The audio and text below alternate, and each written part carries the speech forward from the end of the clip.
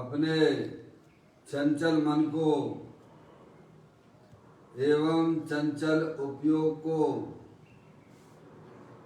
स्थिर करने के लिए जनवाणी माता के माध्यम से अपनी वर्तमान ज्ञान की पर्याय में सम्यक वेद ज्ञान उत्पन्न करते हुए शरीर और शरीर से भिन्न जितने भी चेतन अचेतन पदार्थ हैं उनका मुझ भगवान आत्मा से किसी भी प्रकार का कोई संबंध नहीं है। इस प्रकार समस्त पर पदार्थों में अपने संबंध की वृत्ति को छोड़ते हुए अंदर में जो अखंड ज्ञान ज्योति स्वरूप भगवान आत्मा है उसमें ही अपनी वर्तमान पर्याय का संबंध जोड़ते हुए कि मेरा ये भगवान आत्मा सदा काल शरीर आदि पर पदार्थों से भिन्न प्रकट अखंड ज्ञान ज्योति स्वरूप है। ऐसा अपने आप को जानो और ऐसा ही अनुभव करो कि मैं तो तीनों काल शरीर आदि पर पदार्थों से भिन्न प्रकट अखंड ज्ञान ज्योति स्वरूप ही हूँ।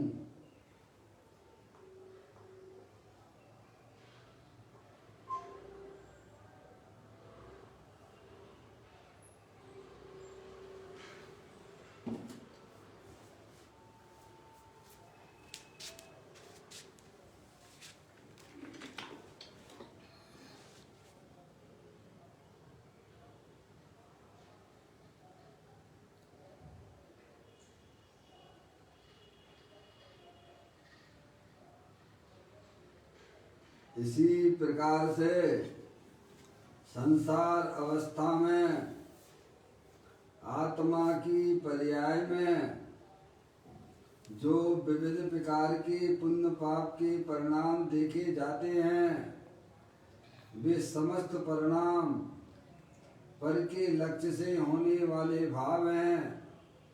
वे हमारे आत्मा का स्वभाव नहीं है।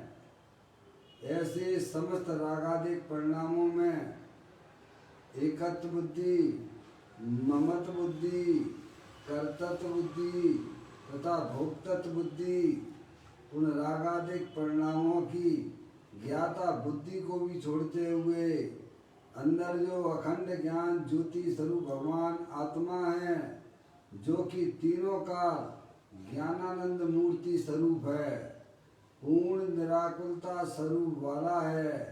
ऐसे ज्ञायक प्रभु परमात्मा का सच्चा ज्ञान करके शरीर रागादिक से भिन्न होते हुए मैं तो पूर्ण वितराग स्वरूप भगवान आत्मा हूँ। ऐसा अपने आप को जानो और ऐसा ही अनुभव करो कि मैं वर्तमान में ही शरीर रागादिक से भिन्न प्रगट पूर्ण वितराग स्वरूप भगवान आत्मा हूँ।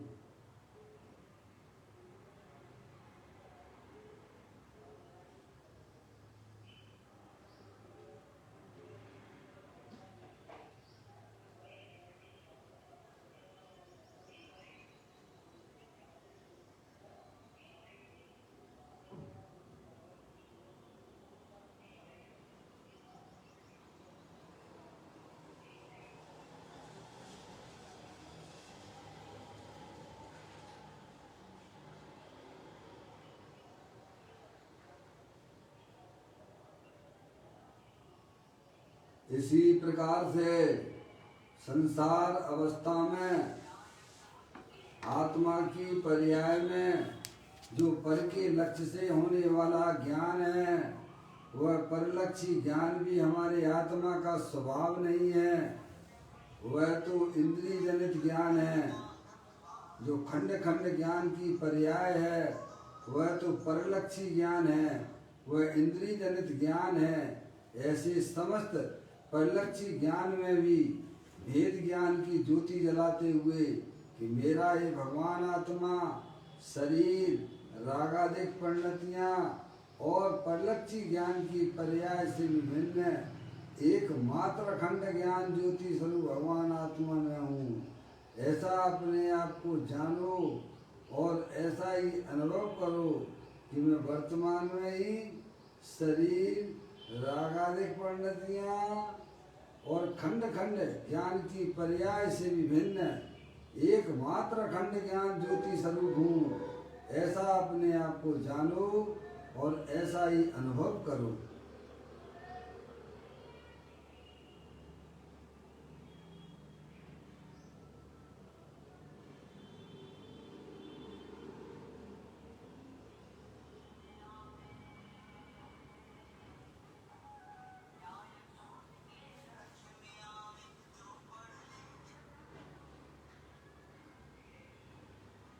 मेरे भगवान आत्मा में शरीर आदि पर पदार्थों का प्रवेश नहीं होता है।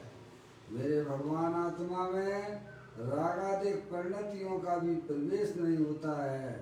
मेरे भगवान आत्मा में परलक्षी ज्ञान की पर्याय का प्रवेश नहीं होता है, क्योंकि मैं तो तीनों काल शुद्ध वितराग विज्ञान घन स्वरूप भगवान आत्मा हूँ, ऐसा अपने आप को जानो और ऐसा ही अनुभव करो कि मैं तो तीनों काल शुद्ध वितराग विज्ञान घन स्वरूप भगवान आत्मा हूँ।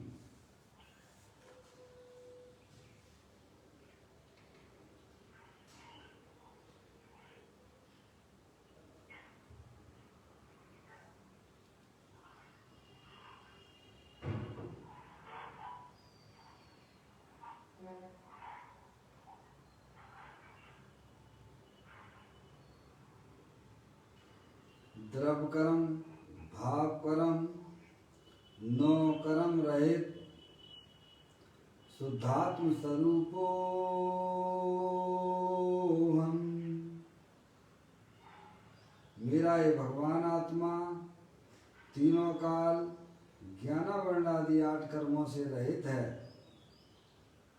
मेरा ये भगवान आत्मा मोह राग देश के परिणाम जो कि भाव कर्म है, उनसे भी मेरा भगवान आत्मा भिन्न है। शरीर आदि 9 कर्म, इनसे भी मेरा भगवान आत्मा तीनों काल भिन्न है। इस प्रकार द्रव कर्म भाव कर्म 9 कर्म रहे मैं तो परम पवित्र शुद्धात्मा हूँ, ऐसा अपने आप को जानो और ऐसा ही अनुभव करो कि मैं तो तीनों काल तीनों कर्मों से रहे एकमात्र परम पवित्र शुद्धात्मा ही हूँ।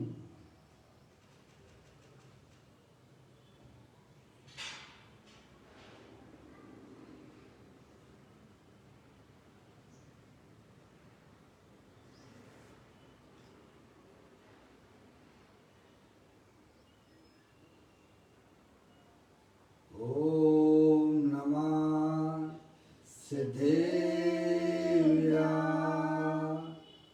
ओम नमः सिद्धेभ्यः।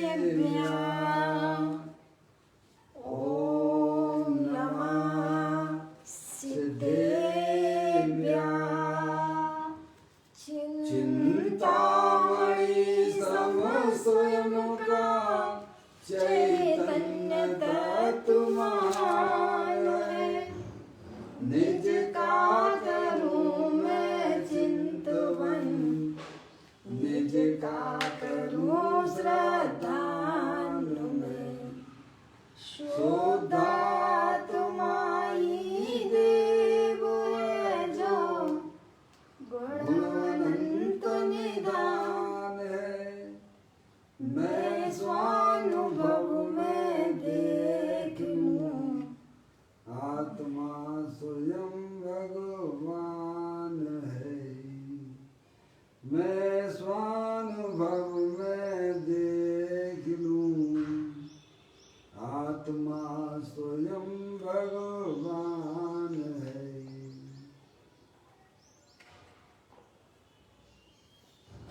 द्रव दृष्टि दिनेश्वर और पर्याय दृष्टि दिनेश्वर की चर्चा महान ग्रंथ के माध्यम से हम और आप यहाँ इसको वाचन कर रहे हैं, पढ़ रहे हैं। निकाल लीजिएगा आप लोग पुस्तक।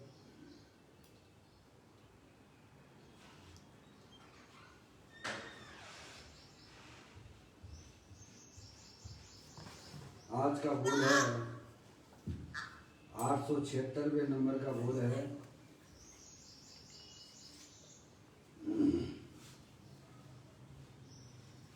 पेज नंबर 198 पे बोल आया है।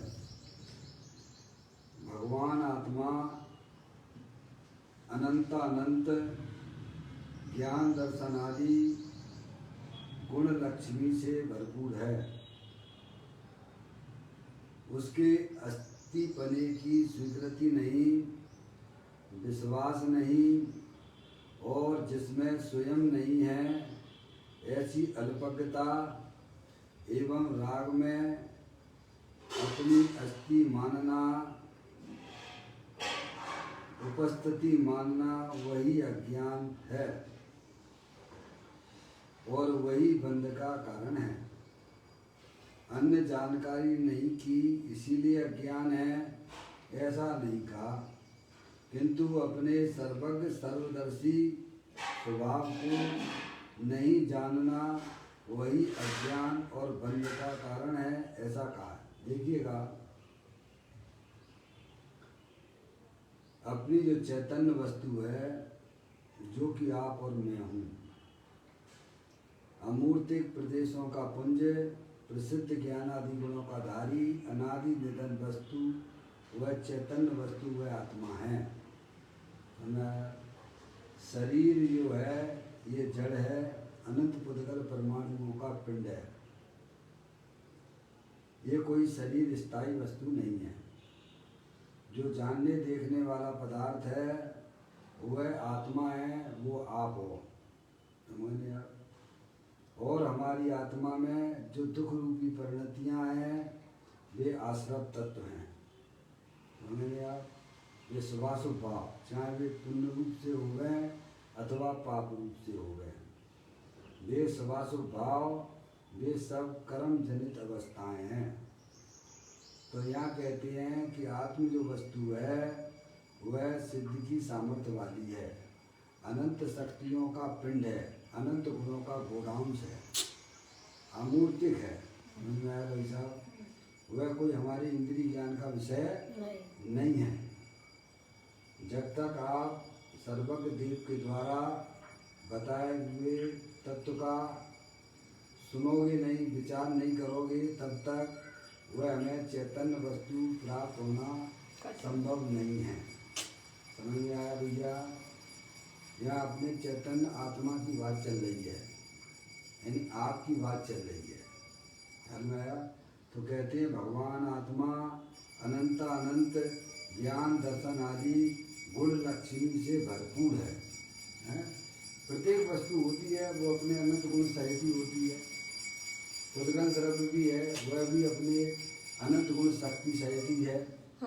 ऐसे ही अपनी चैतन्य वस्तु है, जो जानने देखने वाली वस्तु है, वह भगवान स्वरूप है। कैसी है? चलो, अगर आत्मा स्वभाव से भगवान ना होता तो पर्याय में अरिहंत भगवान और सिद्ध भगवान आए कहाँ से? सही। ये आपको विचार करना पड़ेगा। समझ रहे हैं आप? अगर आत्मा जो चैतन्य वस्तु है, अगर वह स्वभाव से भगवान ना होती तो आज पर्याय में कोई भी भगवान हो नहीं सकता है। जैसे अगर गन्ने के अंदर शक्कर का अस्तित्व नहीं है तो आप शक्कर मार्केट में प्राप्त नहीं कर सकते हो। समझ में आई? गन्ना जो बाहर से दिखता है वह वास्तव में शक्कर का स्वरूप नहीं है।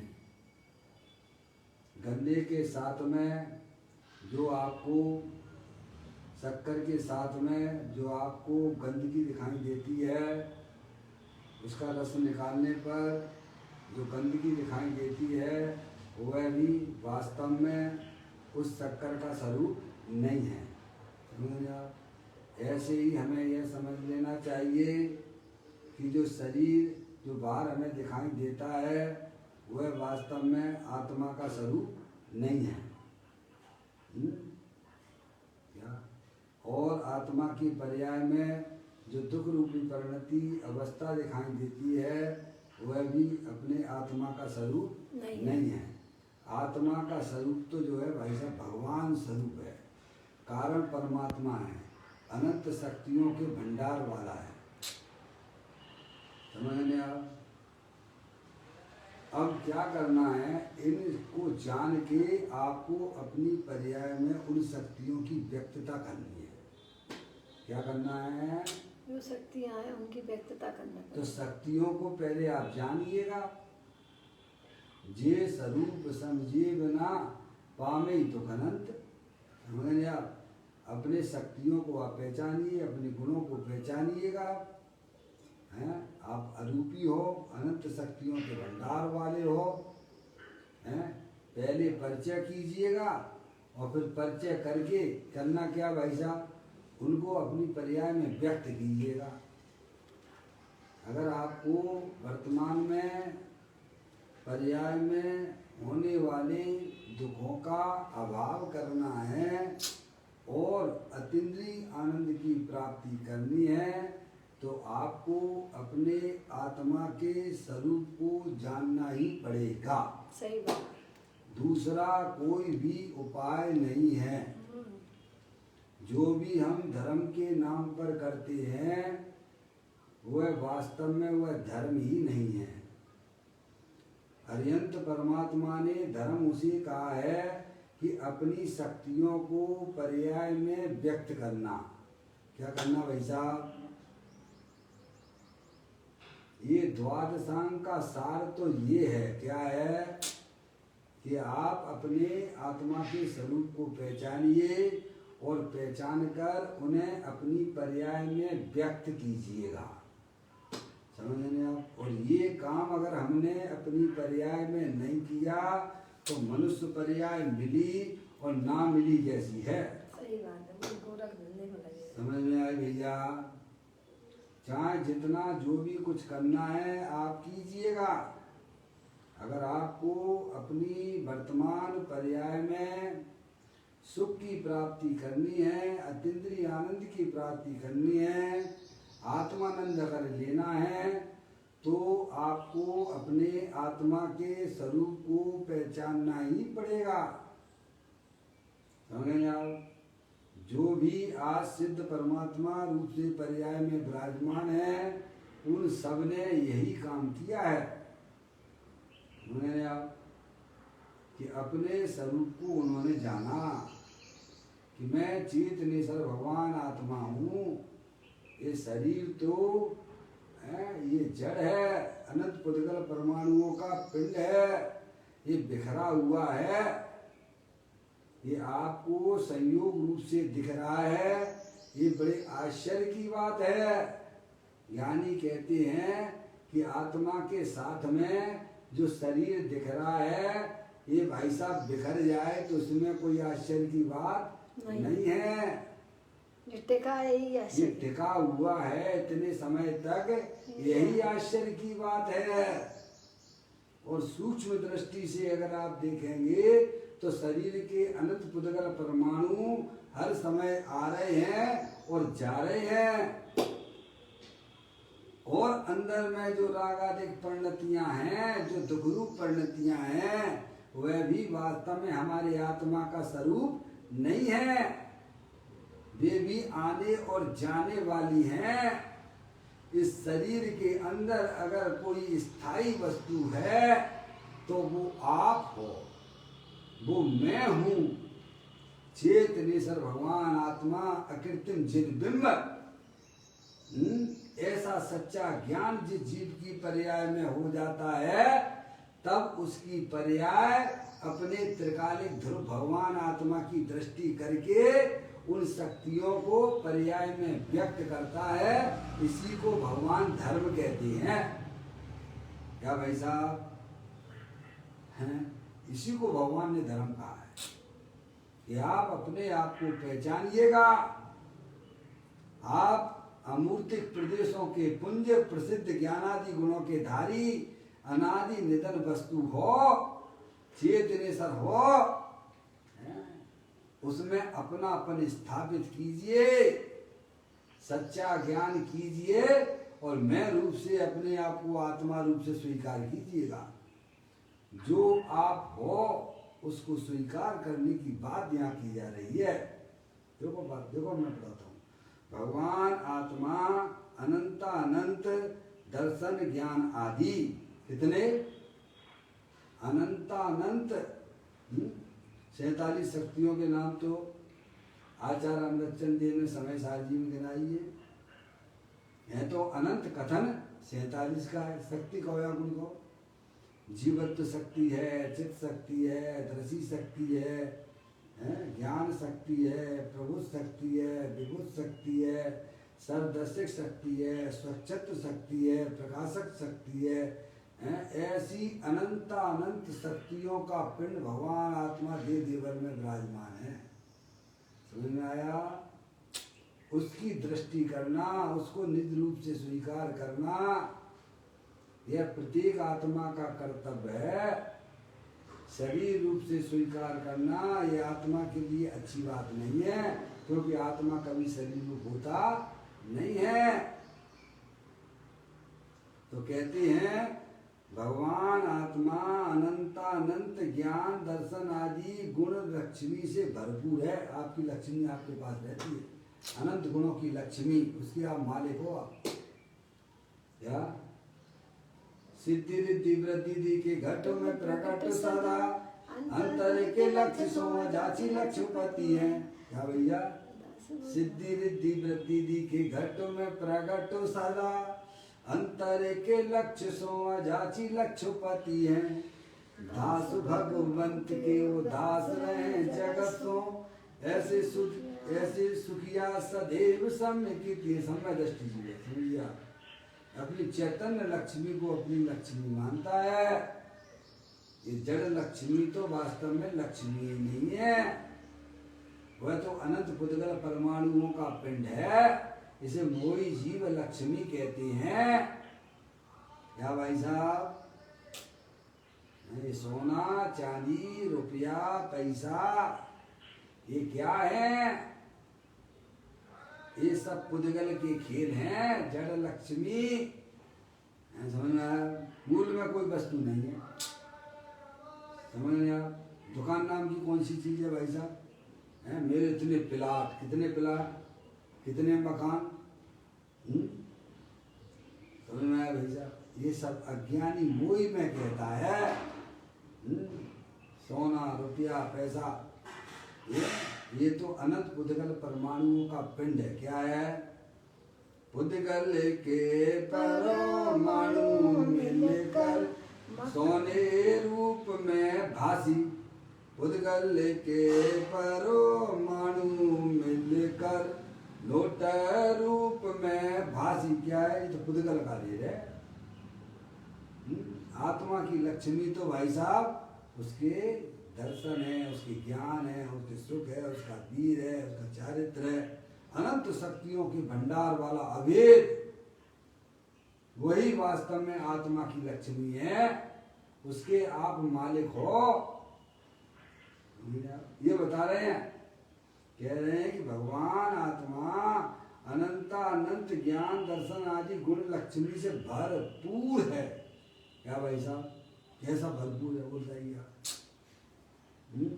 जिसमें किसी भी परद्रव्य का और पर्याय में होने वाले रागादिक परिणामों का उस चैतन्य वस्तु के अंदर प्रवेश नहीं होता है, ऐसा भरपूर भगवान आत्मा है।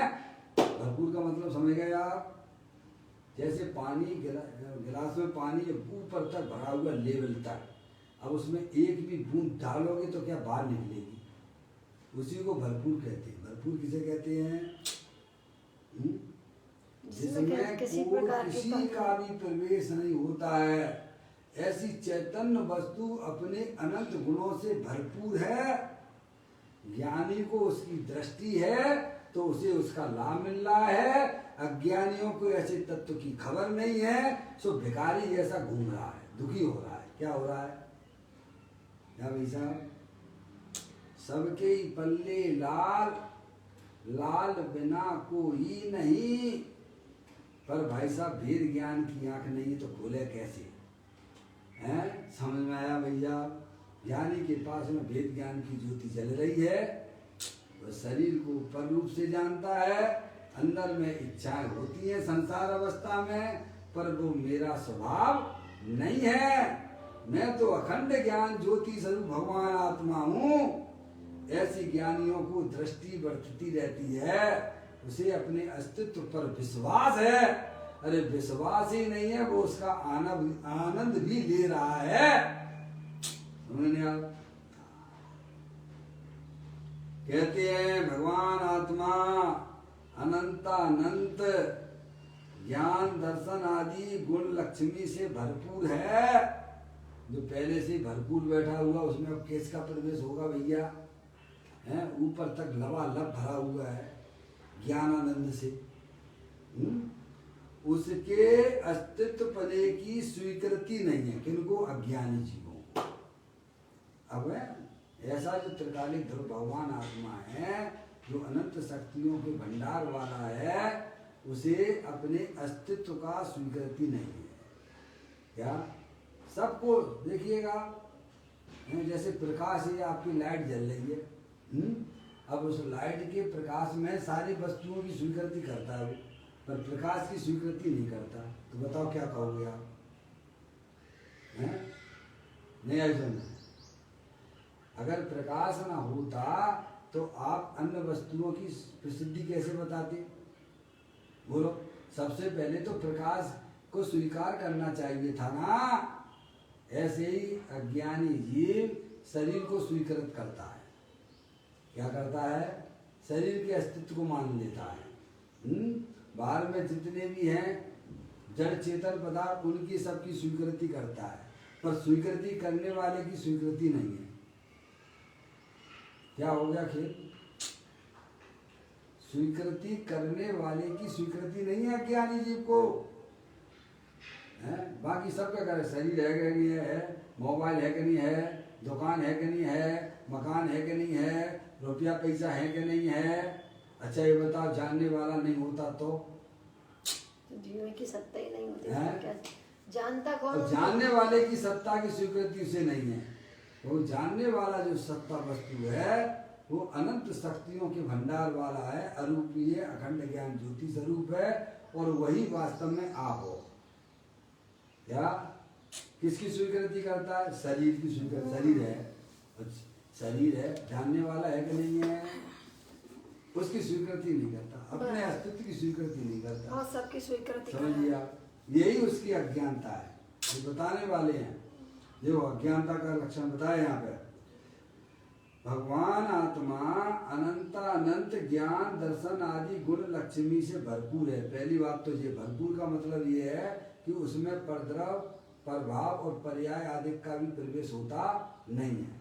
ऐसा भगवान आत्मा लबालब अपने अनंत गुणों से भरपूर है। समझे नहीं आप? उसके अस्तित्व पने की स्वीकृति नहीं है। ऐसे अस्तित्व पने की स्वीकृति नहीं है। क्या? मैं अपने ज्ञान दर्शन आदि अनंत गुणों से भरपूर लबालब भरा हुआ, ऐसे अस्तित्व का अज्ञानी जीवों को स्वीकृति नहीं है। समझ नहीं आप? लगता है कि मेरे में क्या घुस रहा है, मेरे में क्या हो रहा है, हैं? समझ नहीं आप? तुम्हें मालूम है तुम में कुछ भी नहीं होता है। तुम्हारे अंदर भाई साहब परद्रव्य का तो प्रवेश होता नहीं है, अरे पर्याय मात्र का भी जिसमें प्रवेश नहीं होता है, ऐसी तुम चैतन्य वस्तु हो। ऐसे अस्तित्व का जो स्वीकार नहीं करता है उसी का नाम अज्ञानी है। क्या? तो कहती हैं उसके अस्तित्व पने की स्वीकृति नहीं करता। कैसे कि जो अपने अनंत गुणों से भरपूर पड़ा हुआ वस्तु है, चैतन्य वस्तु है? फिर कहते हैं विश्वास नहीं है। क्या कहते हैं? विश्वास नहीं। ऐसे हो सकता है? हाँ ऐसा है ना। अरे भाई साहब, जगत में जितने भी पदार्थ हैं, चाहे चेतन होवे अथवा अचेतन होवे, सब अपने गुणों से भरपूर हैं, अपनी शक्तियों से भरपूर हैं। एक द्रव दूसरे द्रव में घुसता नहीं है, स्पर्श नहीं करता है। ये अनादि अनंत सत्य है। क्या ये शरीर भी अनंत पुद्गल परमाणुओं का पिंड है? इसके एक एक परमाणु सजाती होने पर भी उसमें एक दूसरे को कोई जरूरत नहीं है, अंदर जाते ही नहीं है, प्रवेश करते ही नहीं है। और ये आत्मा तो अमूर्तिक है, चेतनेश्वर है, अनंत शक्तियों के भंडार वाला है। और शरीर तो जड़ है, वो अरूपी में रूपी कैसे घुस जाएगा भाई साहब, आप बताओ। लेकिन अंदर में वासनाएं ऐसी चल रही हैं, क्या भाई साहब, सबको जो मिला पुण्य की वजह से वो भी मेरा, और भाई साहब और दूसरे की चीज भी अपनी। अंदर में कैसी वासनाएं काम कर रही हैं? जबकि वस्तु स्वरूप में क्या है कि एक द्रव के अंदर दूसरे द्रव का निषेध है, प्रवेश नहीं होता है। जैसे दर्पण है, मैं बोलता हूँ दर्पण है, दर्पण में बहुत सारी वस्तुएं झलकती हैं, तो क्या दर्पण के अंदर घुस गई हैं क्या? ऐसे ही अपना चेतने सब भगवान आत्मा है, उसमें शरीर भी झलकता है, उसमें राग भी झलकता है, उसमें बाहर की वस्तुएं भी झलकती हैं। तो क्या तुम्हारी चेतन भगवान आत्मा में घुस गई है क्या?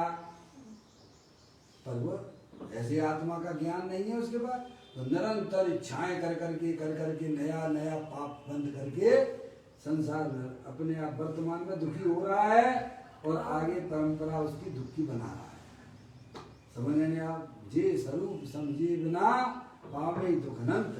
तो कहते हैं कि भगवान आत्मा जो वस्तु है वह अनंत गुणों से भरपूर है, ज्ञान दर्शन आदि अनंत अनंत गुणों से भरपूर है।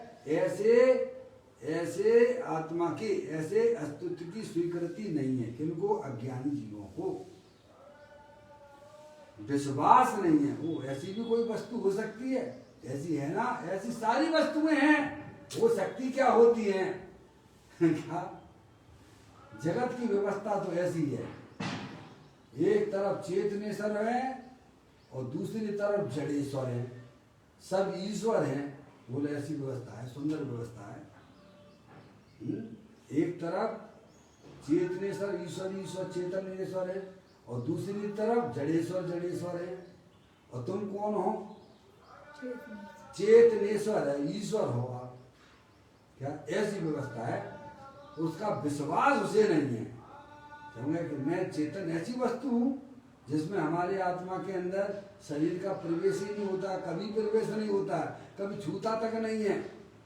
प्रवेश होने की बात तो बहुत दूर की हो गई है। आज तक आत्मा के साथ में शरीर का संयोग अनादि से रहा, लेकिन आत्मा ने आज तक उस शरीर को स्पर्श नहीं किया, और शरीर ने भी आत्मा को स्पर्श नहीं किया।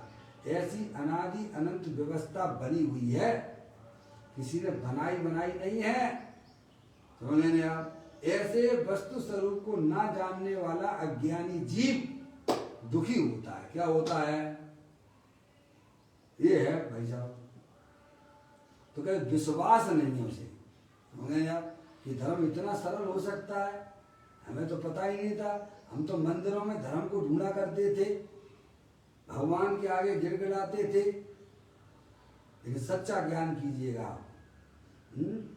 समझ? सच्चा ज्ञान धन कन कंचन राज सुख। आगे क्या लिखते हैं भैया? धन कन कंचन राज सुख सभई सुलभ कर जाए, दुर्लभ है संसार में एक यथार्थ ज्ञान। ऐसा सच्चा ज्ञान प्राप्त करना जीव के लिए दुर्लभ हो रहा है। समझ नहीं आप? उसी अंदर में विश्वास नहीं है। भगवान की वाणी पर विश्वास नहीं है, हैं? बोलो पैसा काहे से मिलता है आपको, बताइए। आपको बाहर में आपको सहयोग मिलते हैं तो काहे से मिलते हैं? पाप की वजह से मिलते हैं कि अनुकूल जो सहयोग मिलते हैं पाप की वजह से मिलते हैं कि पुण्य की वजह से मिलते हैं? बाहर में आपको जो अनुकूल संयोग प्राप्त होते हैं, रुपया पैसा जो आपके पास आया है वो काहे से आया है? विश्वास है, ज्ञानियों को विश्वास है कि भाई साहब पुण्य की वजह से मिलती है, हमारे वर्तमान भाव से नहीं मिलती है। वर्तमान का भाव तो कमाने का परिणाम पाप भाव है। ज्ञानियों को विश्वास है, अज्ञानियों को नहीं है। ना पुण्य पाप पे विश्वास है, हैं? तो आत्मा पे कहाँ से विश्वास होगा? ज्ञानियों को सब पे विश्वास है। क्या भगवान ने जो बात बताई है उसने अपनी ज्ञान की कसौटी पर कस के देखा है, समझ नहीं आप? इसीलिए उसकी पर्याय में भाई साहब निराकुलता चलती रहती है। जो जो देखी बीतराग ने सो सो होसी वीरा रे, अनहोनी कहो न होत काय होत वीरा रे, समझ नहीं आप? तो कहते हैं ऐसे अस्तित्व, भगवान आत्मा के अस्तित्व को ना स्वीकार करने वाला, कैसा अस्तित्व? आत्मा का अस्तित्व कैसा है कि वह अनंत गुणों से भरपूर है। दर्शन ज्ञान आदि अनंत शक्तियां गुणों से भरपूर है, जिसमें परद्रव प्रभाव का पर्याय का भी जिसमें प्रवेश होता नहीं है। ऐसे अस्तित्व का अज्ञानी जीवों को स्वीकृत नहीं है, विश्वास नहीं है, जिसमें स्वयं नहीं है। अब देखिए आप दो बात नहीं हो, और जिसमें स्वयं नहीं है, क्या रागा के भाव में आत्मा नहीं है, समझ नहीं आप? ऐसी अल्पज्ञता, ऐसी अल्पज्ञता यानी ज्ञान की जो पर्याय है क्षोभसम ज्ञान, इतना भगवान आत्मा नहीं है, समझ नहीं आप? और राग में अपनी अस्थि मानता है, मानना क्या? राग में अपनी अस्थि मानना कि बस जो भी इच्छाएं बस यही मैं हूँ, उनकी पूर्ति में लगा रहता है। इसके पीछे भगवान आत्मा से दिखता ही नहीं है। जो भी कसाय अंदर में हो रही है उनकी पूर्ति को ही अपना अस्तित्व माने हुए चल रहा है। जब भगवान अरिहंत परमात्मा कहते हैं कि राग का तो तेरे में अस्तित्व ही नहीं है। जो राग के अस्तित्व को अपना जीवन मानता है वह अज्ञानी है। राग का अस्तित्व है पर मेरे भीतराग स्वभाव में उसकी नास्ती है। क्या संसार अवस्था नहीं है? ऐसा नहीं, संसार अवस्था है पर वह मेरा स्वरूप नहीं है। क्या अल्पज्ञ दशा है पर वो मेरा स्वरूप नहीं है। पर अज्ञानी जीव बस क्षोभसम ज्ञान है, उतने को अपने आप को ज्ञानी मान लेता है। जितना राग है ऐसे में उसी की रुचि उसको अंदर में चल रही है, उसको उतना ही अपना अस्तित्व मानता है। जबकि क्षोभसम ज्ञान और राग जो है हर समय बदलने वाली चीजें हैं, ये कोई स्थायी चीजें नहीं है। तो कहते हैं ऐसी अल्पज्ञता एवं राग में अपनी अस्थि मानना, मानना नहीं, राग को ही अच्छा मानना, उपस्थिति मानना, वही अज्ञान है। अज्ञान किसे कहा गया है? अज्ञान अपनी चैतन्य वस्तु को न जानकर शरीर, रागादिक और अल्पज्ञ दशा को अपना स्वरूप मानना, यही जीव की अज्ञानता है?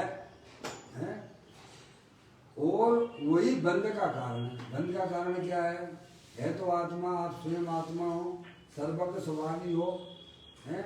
आप माला जपते हो भगवान की, माला जपने से पहले ये तो सोचो कि भगवान अरिहंत परमात्मा पर्याय में भगवान कैसे बने। क्यों भाई? ये जानना भी हमारे लिए जरूरी है कि नहीं?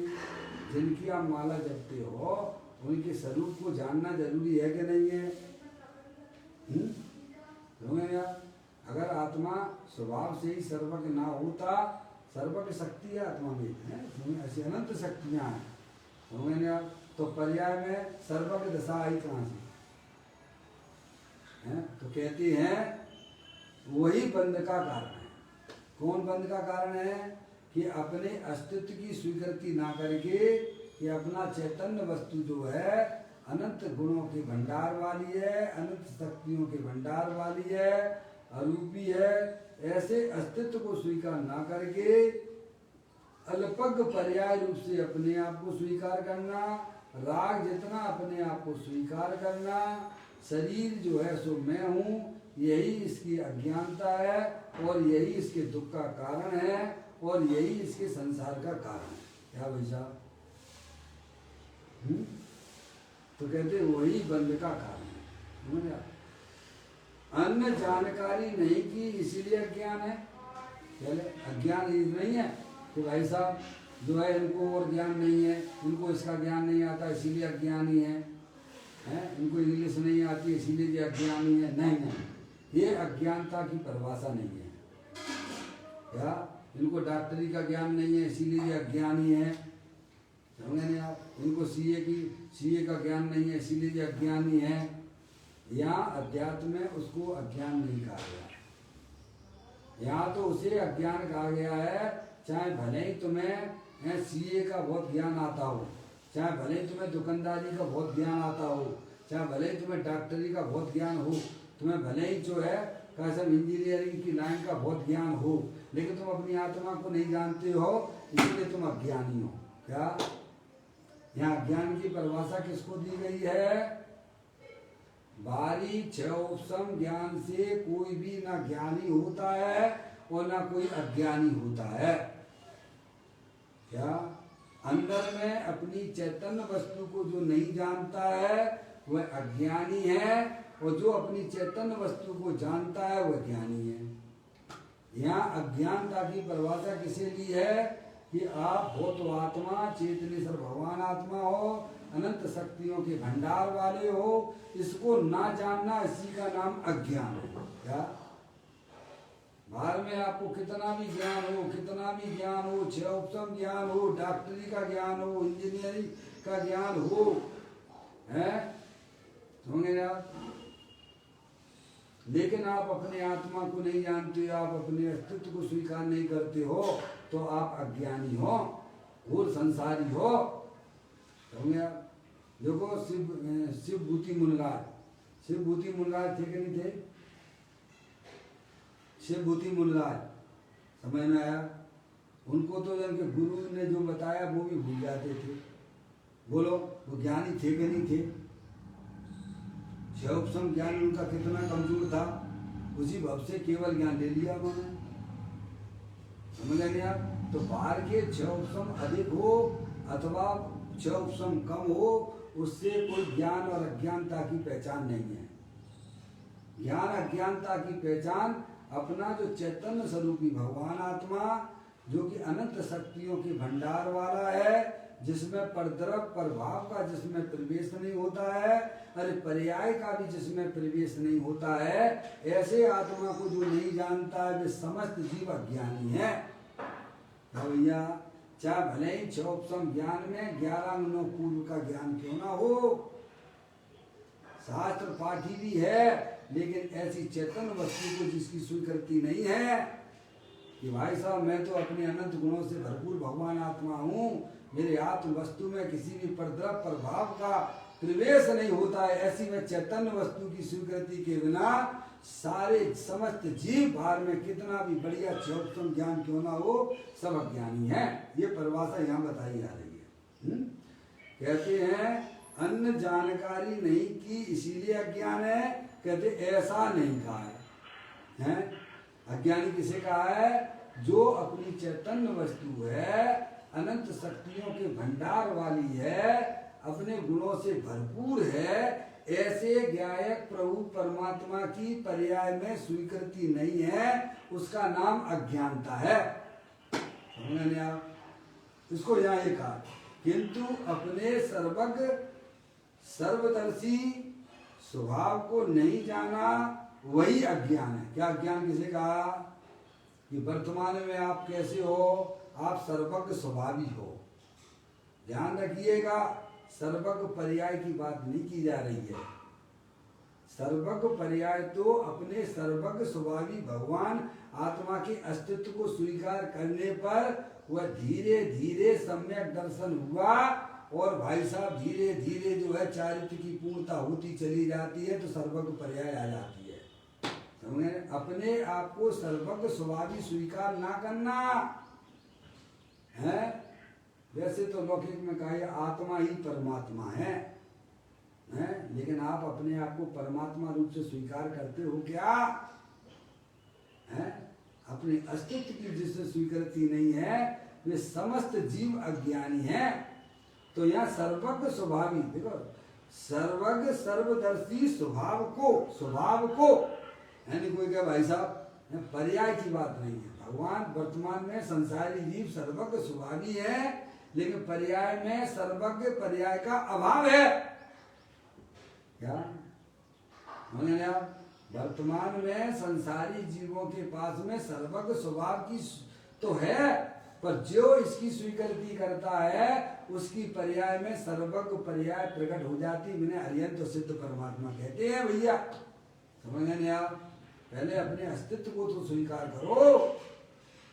मैं शरीर नहीं हूं, मैं जड़ नहीं हूं, मैं तो चेतनेतर भगवान आत्मा हूं, अनंत शक्तियों के भंडार वाला हूं।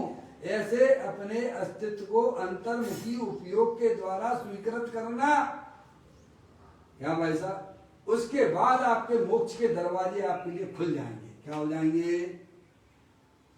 है भाई साहब, मोक्ष मार्ग में अगर गमन करना है तो अपने अंतर्मुखी उपयोग के द्वारा अपनी चैतन्य वस्तु की स्वीकृति करना, उसका अनुभवन करना, इतने में आपके मोक्ष के दरवाजे खुल जाएंगे आपके लिए। बताइए आप, और नहीं तो कितनी भी भगवान की भैया पूजा कर लो, कितनी भी भक्ति कर लो, अनुव्रत महाव्रत के ढेर लगा लो, लेकिन अपने अस्तित्व को जो स्वीकार नहीं करता है वो सब जीरो पे बैठे हैं, कोनू की बैल की तरह पिसरा है। समझ में आया? अपने सर्वज्ञ सर्वदर्शी स्वभाव को नहीं जाना है, उस रूप अपने आप को स्वीकार नहीं किया भाई साहब, नहीं जाना, वही अज्ञान है और वही हमारे संसार का कारण है, बंध का कारण है। ऐसा अरिहंत परमात्मा की दिव्य ध्वनि में से आई हुई ये बातें हैं। हमें आपको सब परमात्मा के द्वारा बताई गई चीजें तत्व है, उसका हम चिंतन करेंगे, विचार करेंगे तो अवश्य हमारी पर्याय में आत्म शांति, अतीन्द्रिय आनंद, संबर निद्रा मोक्ष की पर्याय भी प्रकट होगी। इसमें कहीं कोई दिक्कत वाली बात नहीं है। इस प्रकार यह बोल को अपन पूरा करते हैं। कल फिर एक नए बोल के साथ में चैतन्य का स्मरण प्रति क्षण करो रे, भव के अनंत दुख को पल में हरो रे, अक्षय अनंत निज सो